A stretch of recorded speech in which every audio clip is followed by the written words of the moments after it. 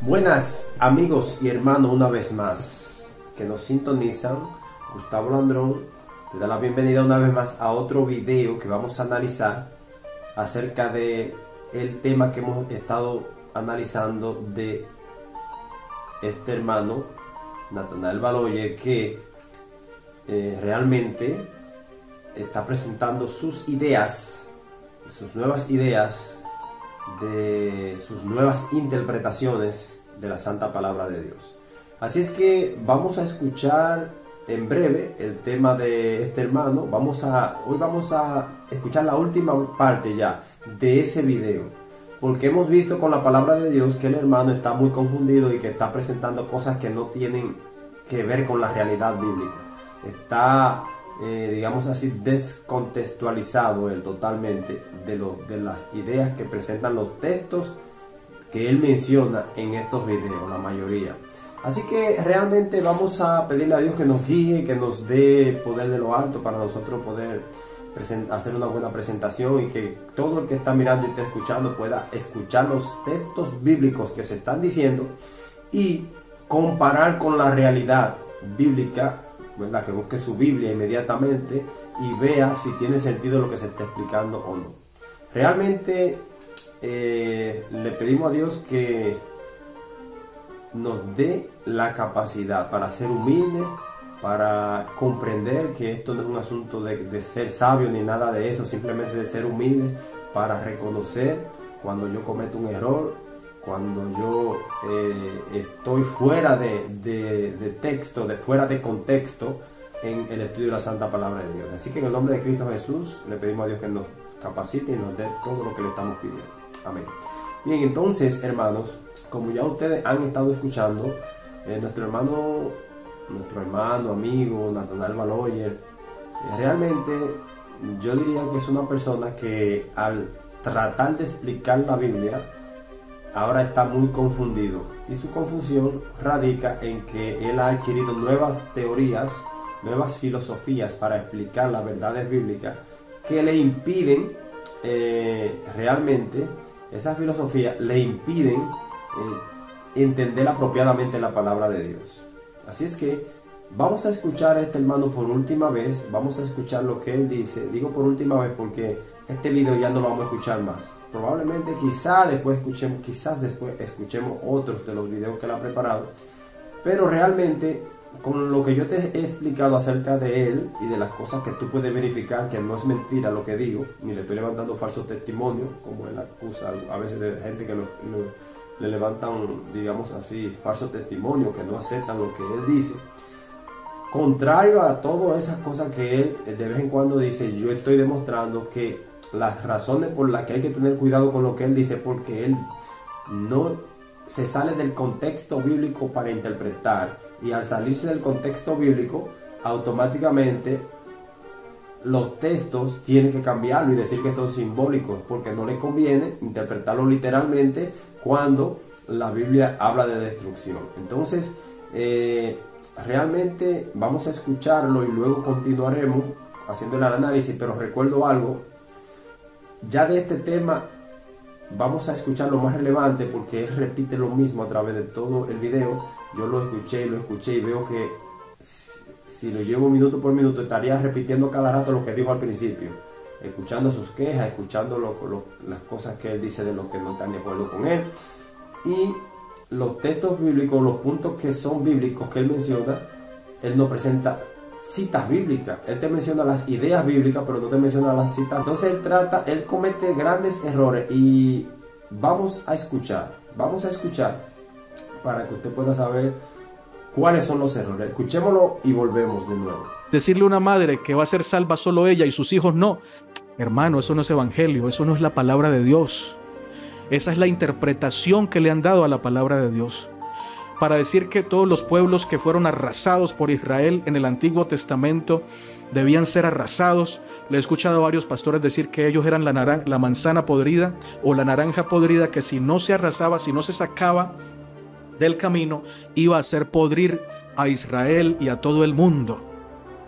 o que eran un cáncer y que habían que cortarlo. Hermano, el pecador no es un cáncer, el pecador no es una naranja podrida. Cristo no puso ese ejemplo.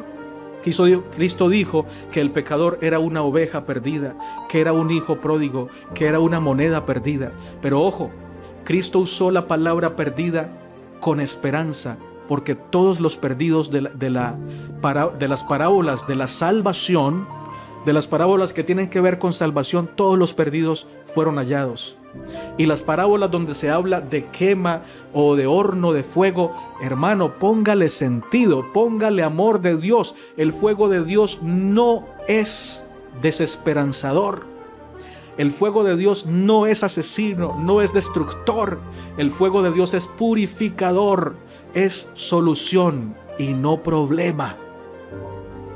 Dije que iba a leer 2 pasajes, pero voy a dejar el otro para un próximo video. Por lo pronto, les digo lo siguiente. Yo creo que el Antiguo Testamento es palabra de Dios, pero no en el detalle, no en la letra. Por ejemplo, cuando dice que Samuel fue y le dijo a Saúl, le dijo a Saúl, vaya, mate a Amalek, arrásalo. No perdones ancianos, adultos, no perdones a mujeres en embarazo, no perdones a niños, ni siquiera a los niños de pecho. Eso no lo dijo Dios. Y se lo digo de frente, y yo sé que me van a decir hereje, dígame lo que quiera, pero eso no lo dijo Dios. ¿Qué creo yo? Yo creo que Samuel era un profeta y creo que Samuel era un ser humano. Como profeta podía tener mensajes de Dios, pero como humano podía tener conceptos propios y proceder de acuerdo a esos conceptos que él tenía. Como los amigos de Job, que muchos usan los pasajes que dijeron los amigos de Job, en donde le decían que él estaba enemistado con Dios y que había sufrido la pérdida de sus hijos, la pérdida de todo, porque algún pecado secreto tenía. Entonces le decían, vuelve ahora en amistad con él y tendrás paz y por ello te vendrá bien. Y muchos usan ese pasaje como si fuera la panacea, lo más grande, pero está escrito en un contexto equivocado. El amigo de Job estaba hablando de Dios desde una perspectiva muy propia, tanto que al final del libro Dios le dice a Job, ora por ellos, porque ellos han hablado mal de mí, no han hablado de mí lo que es. Y yo creo que Samuel se podía equivocar. Creo que Samuel pensó, ok, ya llegó el tiempo, hay que hacer venganza contra Amalek. Voy a ir a decir a Saúl que vaya y arrase con todo, porque Samuel seguramente, como buen judío que era, como buen israelita, tenía el concepto de que Dios mataba y que de Dios venía tanto lo bueno como lo malo. Así creían los judíos, así de equivocados estaban. Y podían haber profetas incluso con ese pensamiento. Así que no me vengas a decir que eso lo mandó Dios, porque Dios no actúa de esa manera. Dios no consideraba a Amalek una naranja podrida o un cáncer. No. Esos también eran hijos de Dios. ¿Cómo yo lo sé? Porque Jesús en el Sermón del Monte dijo, oísteis que fue dicho, aborrecerás a tu enemigo y amarás a tu prójimo. Pero yo les digo, amen a su prójimo y amen a sus enemigos. Oren por los que los maldicen. Esa enseñanza extrapolémosla para el Antiguo Testamento. Amalek no era un enemigo al que se debía arrasar, sino amar, orar y bendecir. Ellos maldecían al pueblo. Israel debía bendecir a Amalek. ¿Cómo? Predicando el evangelio. Y si por predicar el evangelio Amalek mataba a algunos, hermanos, y así no pasó con los apóstoles. Ellos no se defendieron, ellos no sacaron la espada para decir, vamos a decir como dijo Samuel, vamos a arrasar con los romanos, porque los romanos son malos y quieren acabar con el evangelio. No, Dios se iba a encargar de traer paz a Israel si ellos eran fieles.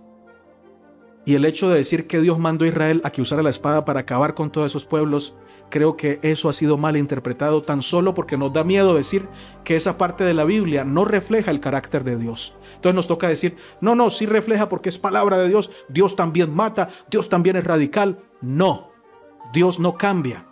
Jesús nos mostró cómo es Dios.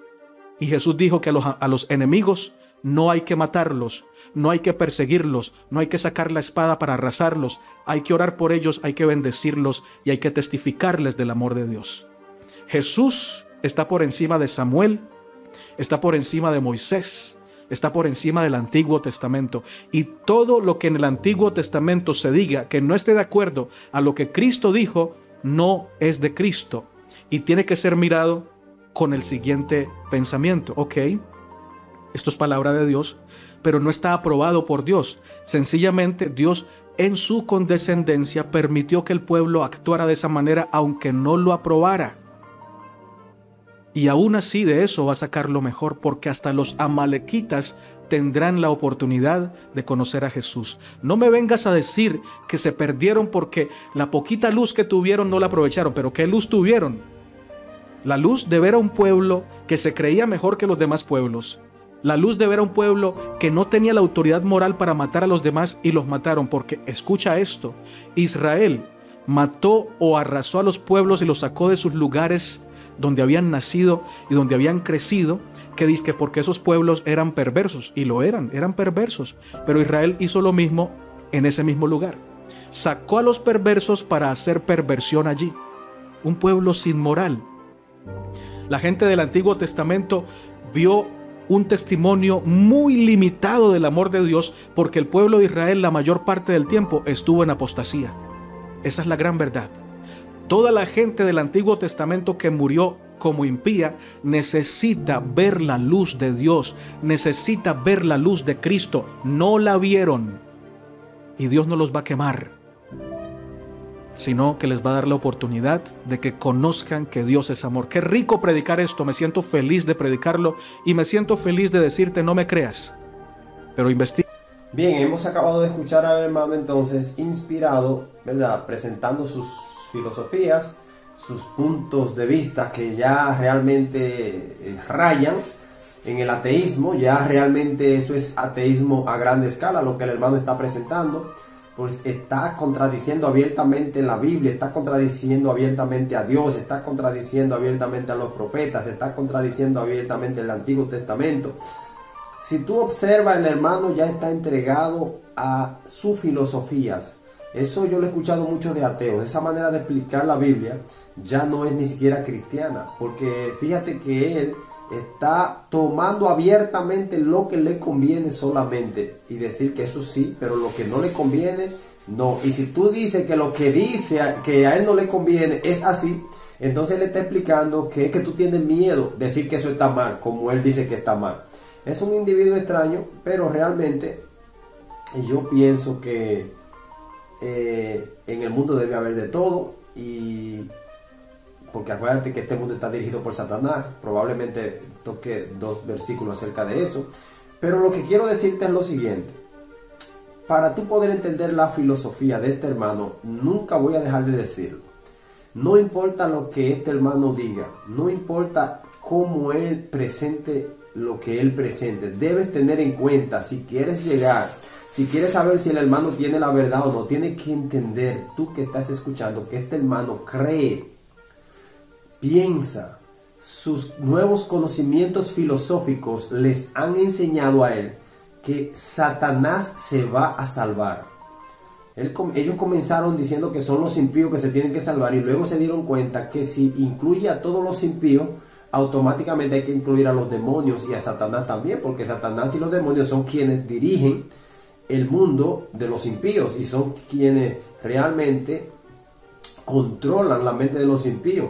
Y entonces ellos decidieron ponerle también una enfermedad a Satanás que se puede curar para poder resolver el problema. Y ellos hablan de la Biblia, cogen textos aislados, ¿verdad? Los descontextualizan para llevarlo a la realidad que ellos quieren presentar. Y una gente que no tenga conocimiento, que no estudie la Biblia, que no se preocupe por conocer, automáticamente es una víctima sin dificultad para ellos. Yo estoy preparando estos temas es porque me lo encuentro que son temas bien fáciles de entender. Lo único que hay que darle la explicación adecuada, y con la explicación adecuada los temas pueden sacar a cualquiera de equivocación. Pero aquí viene un punto importante. Tú tienes que ser humilde para poder reconocer que tú estás equivocado cuando te están presentando que tú estás contradiciendo la Biblia. Tú tienes que ser humilde y decir, no, pero es cierto, yo estoy mal. Y la Biblia está bien. No yo, el que está presentando, porque yo simplemente voy a presentarte la idea para que tú la razones. Te voy a presentar una idea para que tú la razones en relación con lo que el hermano dice y con lo que dice la Biblia. Y luego entonces tú tomas la decisión. Entonces tienes que recordar eso. Para este hermano, Satanás es como un niño inocente, pero que hace maldad y que Dios algún día va a tener que buscarle la vuelta y salvarlo, llevarlo a ser el Lucifer de nuevo que fue en el cielo. Los demonios, la tercera parte de los ángeles que cayeron, no se te olvide, ellos creen que también van a volver a su paraíso de nuevo como ángeles santos y que van a ser obedientes a la palabra de Dios, porque supuestamente, según ellos, Lucifer, eso da tan vergüenza decirlo, pero lo voy a decir al pasito. Tal vez al decirlo al pasito tú pongas un chisma de atención y puedas entender lo que ellos están diciendo. Ellos dicen que Lucifer no conoció bien el amor de Dios en el cielo, no conoció bien a Cristo. Lucifer no conoció bien a Cristo.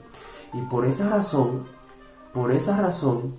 Dios le va a mostrar a Cristo después del milenio junto con todos los demonios y a todos los pecadores. ¿Me escuchaste bien? Lo voy a repetir otra vez, pero ahora sin la mano, por si acaso no escuchaste ahorita, o por si acaso no escuchaste bien ahorita, puedas escuchar de nuevo ahora. Este hermano cree que ninguno de los pecadores que han muerto, ni de los que van a morir, etcétera, etcétera, ninguno de ellos han conocido bien a Cristo. Y por esa razón van a tener una oportunidad para conocerlo de nuevo. El ejemplo más grande que él tiene de todos los casos, él no lo menciona en este video, pero eso es lo que ellos creen, es Lucifer. El nene Lucifer, el niñito bueno, supuestamente, y digo así, sarcásticamente, porque realmente esto lo que da es vergüenza. Ellos creen que Lucifer, Dios tiene que darle una oportunidad. Que a los ángeles caídos, Dios tiene que darle una oportunidad. Que a todos los pecadores que han pasado fuera de Lucifer y sus ángeles, o sea, acerca de Satanás y sus ángeles, Dios tiene que darle una oportunidad.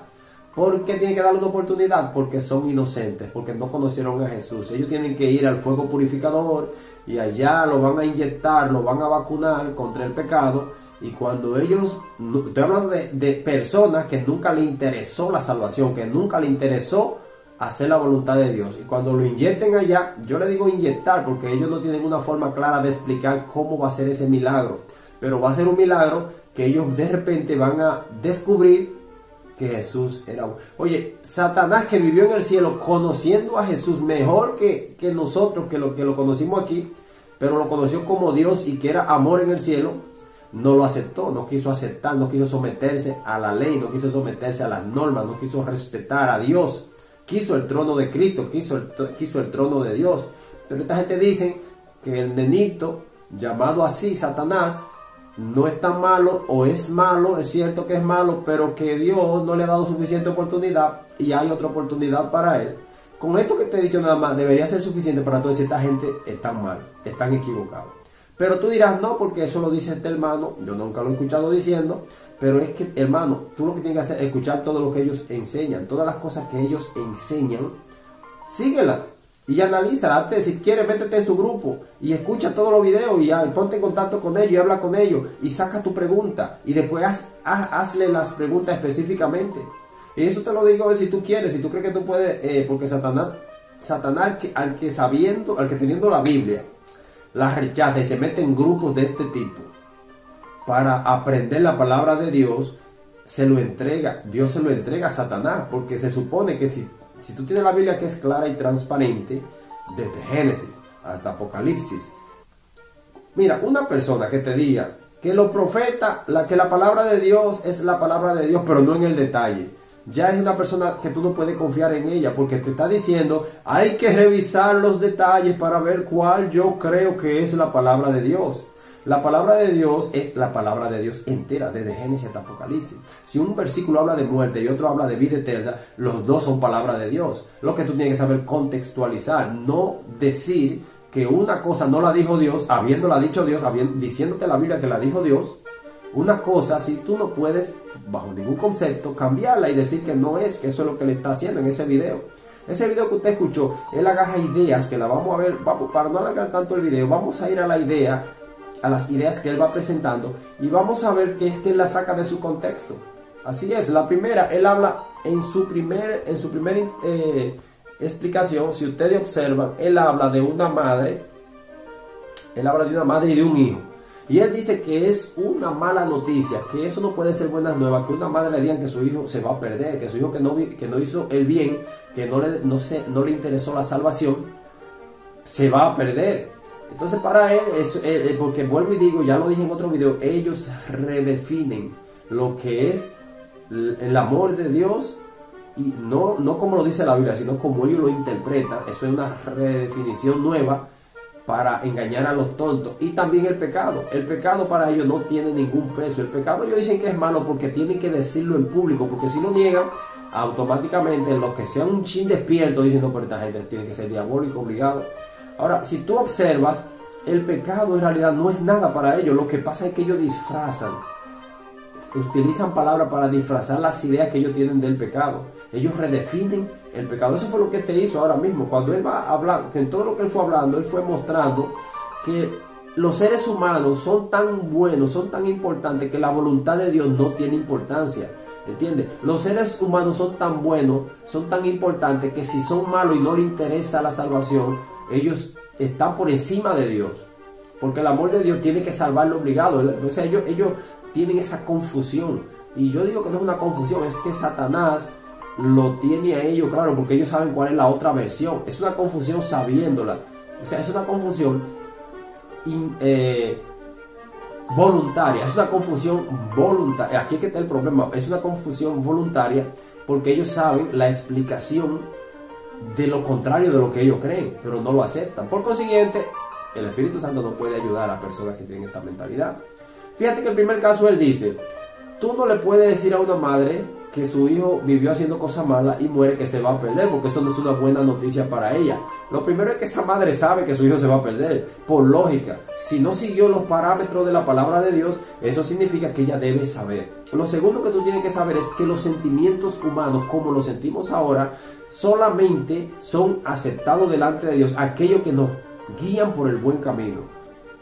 Si tú tienes, te voy a poner el caso para que tú entiendas. Si tú tienes un hijo que se te desaparece a las 11 de la noche y llega a las 5 de la mañana, y eso te lo hace todos los días, y tú descubres que tu hijo, cada vez que llega a las 5 de la mañana, tú sin tener un empleo digno, sin tener un buen trabajo, sin tener comodidad económica para que él pueda andar comprando cosas, gastando dinero, comprando zapatos, comprando cosas caras, computadora, celular, todas esas cosas que son caras y buenas, que están a la moda. Si tú ves que tu hijo se te aparece todos los días con un celular diferente, sale a las 11 de la noche, llega a las 5 de la mañana y trae en un lugar donde 1,000 pesos, en un lugar donde $100 le da brega conseguirlo a una persona, y tu hijo se aparece con $1,500, con $2,000 todos los días, en una semana, todos los días, se te aparece con un equivalente, ya sea en dólares se aparece con una cantidad de dinero, ya sea en dólares o su equivalente, de $1,000 a $1,500 todos los días, en un lugar donde $100 da brega ganárselo trabajando decentemente. Si el padre es una persona que razona, que no es anormal, sabe que el hijo está haciendo cosas indebidas, que está robando, que está matando, no está yendo a sentarse a adorar a Dios a una iglesia, no está buscando de Dios, no anda comprando una Biblia para salir a dar estudios bíblicos, no anda con una Biblia visitando a los enfermos, no anda con una Biblia preocupado porque la gente escuche el plan de salvación y se salve. Si una madre sabe que su hijo está haciendo cosas indebidas, tiene que saber que se va a perder. No es que le van a dar la sorpresa, que es una mala nueva, que es una mala noticia, que ella sepa que se va a perder en el infierno. No es que ella ya lo sabe antes de que le pase lo que le va a pasar. Suponiendo que que esa persona viene y lo mata y lo matan. La policía viene, lo mata y ella agarra y lo entierra. Se supone que si la policía lo mató y ella nunca supo qué era el trabajo que hacía, pero veía que él se aparecía con $1,500, que traía zapatos nuevos, que traía tenis nuevos, que le traía a la madre comida, le traía de todo, y ella se reía y gozaba, pero le decía, ten cuidado con lo que tú estás haciendo. No te preocupes, que yo estoy trabajando con mis amigos. Por lógica, tú tienes que saber que se perdió. Y si se perdió, tú no puedes ser, no me digas tú a mí que por los sentimientos humanos de esa madre que quería tanto a su hijo, que andaba atracando y matando, Dios tiene que salvar al hijo para complacer los sentimientos de una mujer pecadora que veía lo que estaba haciendo su hijo y no le interesaba corregirlo. Ahora imagínate que esa madre se salve, porque la madre no se va a salvar por arte de magia. Si ella se salva es porque ella reconoció que su vida estaba en pecado y aceptó a Cristo y decidió obedecer sus mandamientos. Si ese es el caso, entonces automáticamente la madre también entendió que su hijo se iba a perder antes de que llegue a la vida eterna. Por consiguiente, si alguien viene y le dice, mira, tu hijo se va a perder, pero tú te puedes salvar. La madre, déjame decirte que no es ajena a esa idea. Y todavía ella se va a sentir triste cuando sepa que su hijo se va a perder, pero sabe que esa fue su decisión. Que eso es lo que tenemos que entender. Nosotros no podemos mirar hacia el pasado pensando que la gente eran cavernícolas y que no tenían idea de lo que estaba mal y lo que estaba bien. Esas naciones que él menciona, la nación judía y las naciones circunvecinas, las naciones que rodeaban a Israel en Palestina, realmente eran malos y sabían cuál era las cosas malas que hacían. ¿Por qué? Porque por el caso de Amalek desde Moisés sabía que había un pueblo que era el pueblo de Dios, que presentaba la verdad que ese Dios presentaba, y sabía que el Dios que ellos presentaban era el creador del universo. Lo que pasa es que la Biblia no te da todos esos detalles, porque la Biblia solamente te presenta lo que Dios entiende que es lo más básico e importante para que nosotros nos preparemos para el plan de salvación. Pero hay muchísimas cosas que la Biblia no te la menciona, muchísimas que sucedieron y que sirven y van a servir de testimonio a cada persona a cada persona que pasa por este mundo, y que tendrás explicadas las razones de por qué y que explican sin dificultad las razones por las cuales se salva o se explica a cada persona según la vida que haya vivido. Entonces, amigos y hermanos, vamos a ver esta idea primera, madre e hijo. Dice que no es evangelio si una persona se pierde, un padre se salva y su hijo se pierde.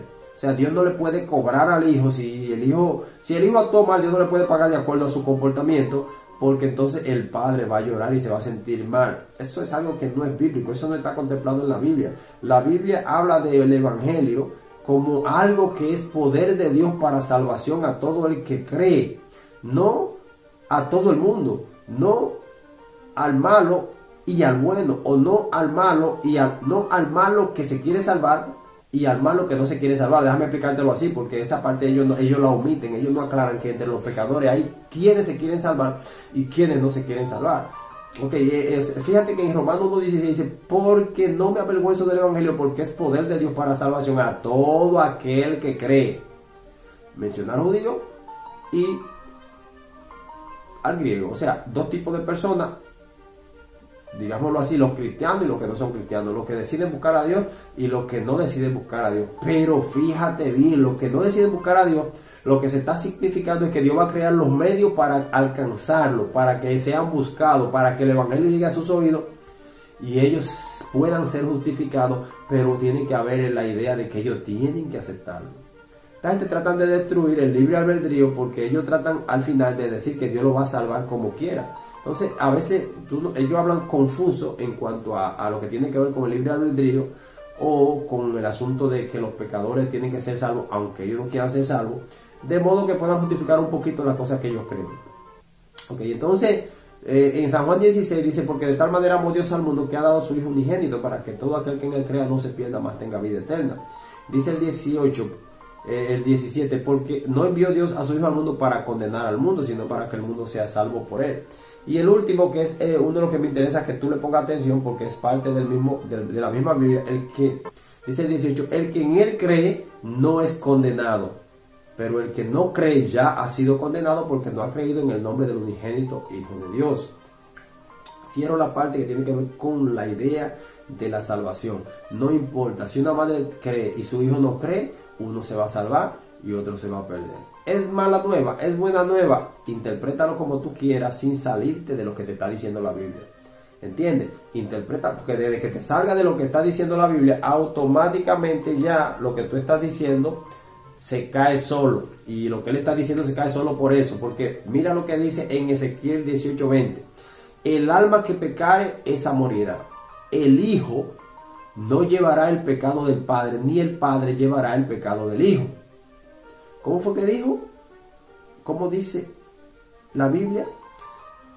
El alma que pecare, esa morirá. Madre no pecó, hijo pecó, ¿cuál morirá? El hijo.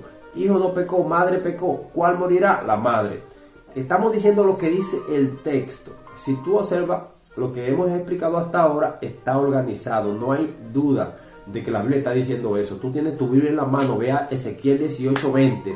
Y si este hombre te dice eso es mentira, eso no es así, dígale, mentira es lo que usted está diciendo, porque aquí sí lo está diciendo. La Biblia dice, el alma que pecare, esa morirá. El hijo no llevará el pecado del padre, ni el padre llevará el pecado del hijo. Cada cual morirá por su pecado, dice la Biblia. Tenemos que entender eso. Ok, en Jeremías 31:29 lo leí varias veces en el otro caso, en el otro video. En aquellos días no dirás más, los padres comieron las uvas agrias y los dientes de los hijos tienen la dentera. Está diciendo lo mismo, sino que cada cual morirá por su maldad. Es lo mismo que leímos en Ezequiel, en la cita de Ezequiel 18:20. Los dientes de todo hombre que comiere las uvas agrias tendrá la dentera. Así que, hermano, con este texto podríamos seguir buscando, porque él mencionó las parábolas del hijo pródigo, de la oveja perdida, de la dracma, pero se le olvidaron otras cuantas ahí que no mencionó, porque esas realmente no le convenía mencionarlas. Rápidamente hizo una argumentación rápido cuando mencionó las parábolas para enfocar a la gente en esas 3 parábolas solamente, y que la gente no pensara que hay más parábolas. Como quiera la vamos a explicar, porque bíblicamente se pueden explicar y se pueden entender sin ninguna dificultad. Ok, lo que queremos es eso, que se entienda que Dios ha establecido las normas para salvarse. Yo no la puedo cambiar ni tú. ¿Y cómo yo sé que Él la está cambiando? Porque está contradiciendo los textos que hablan claro. Está atacando el Viejo Testamento, está atacando a los profetas, está atacando a Samuel.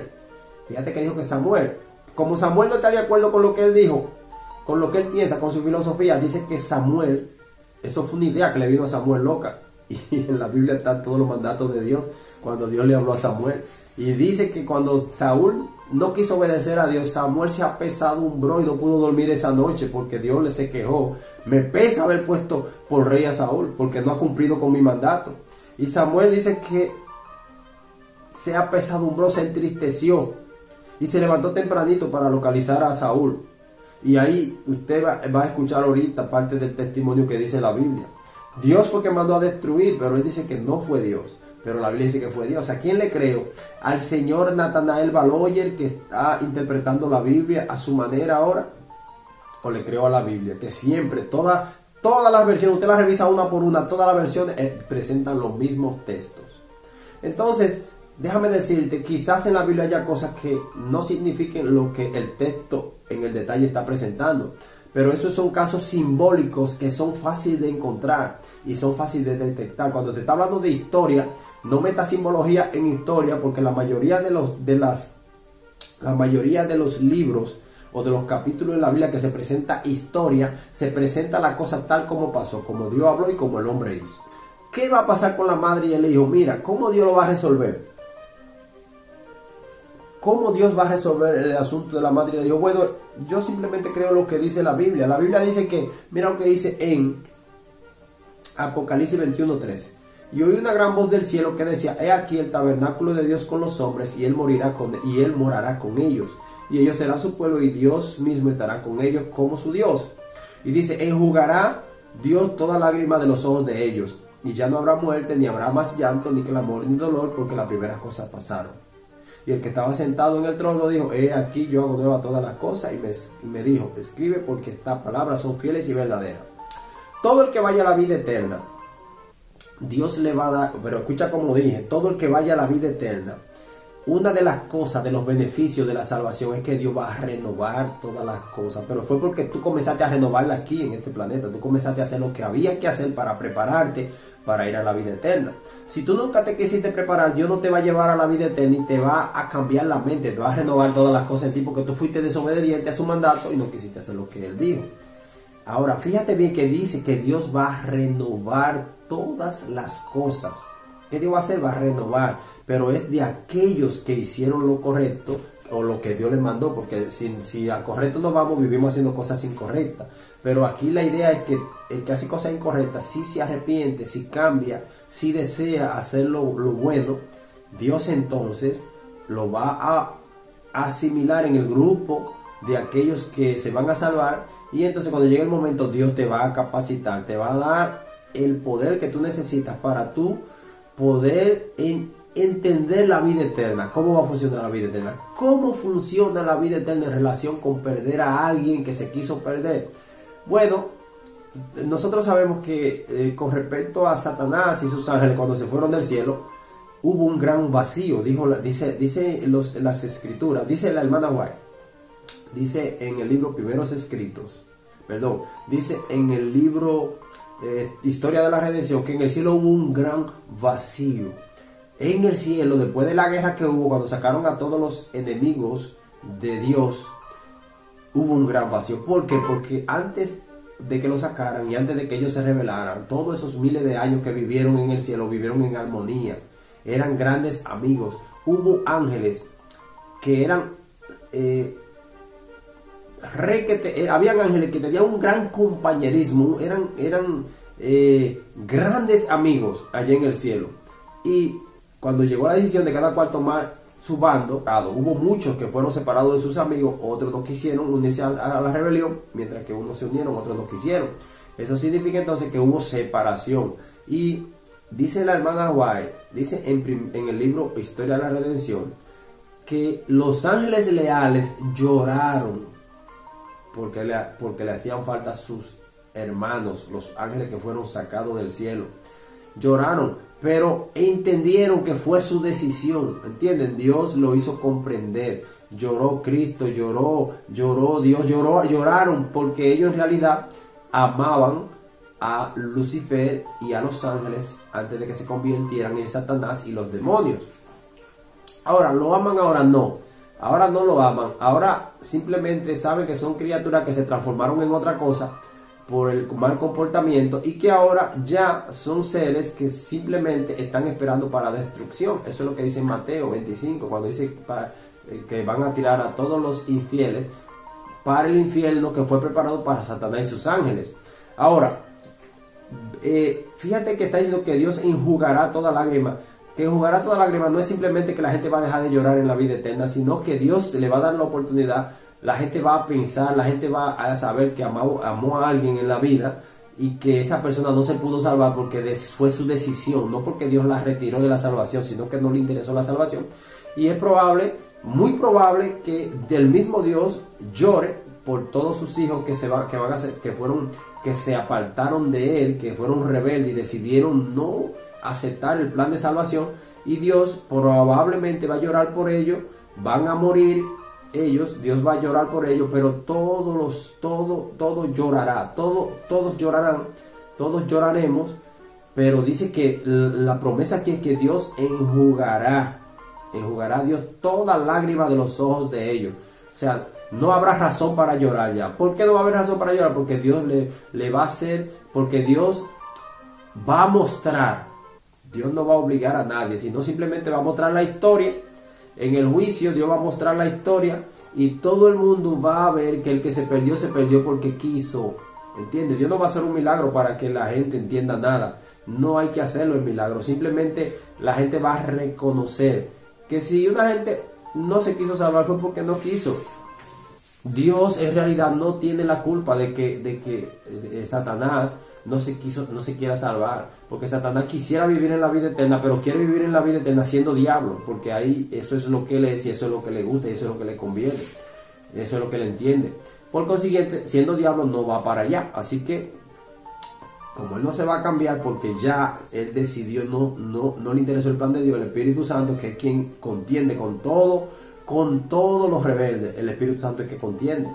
Pero hay momentos que el Espíritu Santo entiende que ya es tiempo perdido porque ya no le interesan a los seres humanos, y si el Espíritu Santo ya no intercede, si él intercediendo no hacen caso, mucho menos va a hacer caso sin él interceder, porque nosotros estamos, como dice la palabra de Dios, acostumbrados a hacer el mal, habituados a hacer el mal, y el mal reina en nosotros, en nuestro corazón. Entonces, termino esa parte diciendo lo que dice en 1 Corintios 2:9, antes bien, como está escrito, cosas que ojo no vio, ni oído oyó, ni han subido en corazón de hombre, son las que Dios ha preparado para los que le aman.